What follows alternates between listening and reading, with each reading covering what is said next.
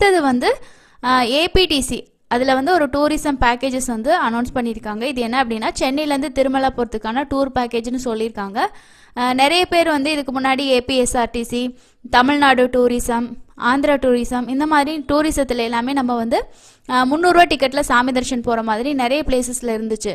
அது இந்த புதுசாக வந்திருக்கக்கூடிய போர்ட்ஸ் வந்ததுக்கப்புறமா எல்லாமே கேன்சல் பண்ணிவிட்டு நாங்கள் வந்து இனிமேல் இந்த மாதிரி தர்ஷன்லாம் கொடுக்க மாட்டோம், டைரெக்டாக நம்ம வெப்சைட்டில் புக் பண்ணுற டிக்கெட்டு அது இல்லை அப்படின்னா சர்வதர்ஷனம், எஸ்எஸ்டி டோக்கன் இந்த மாதிரி மட்டும்தான் இருக்கும் அப்படின்ற மாதிரி சொல்லிட்டாங்க.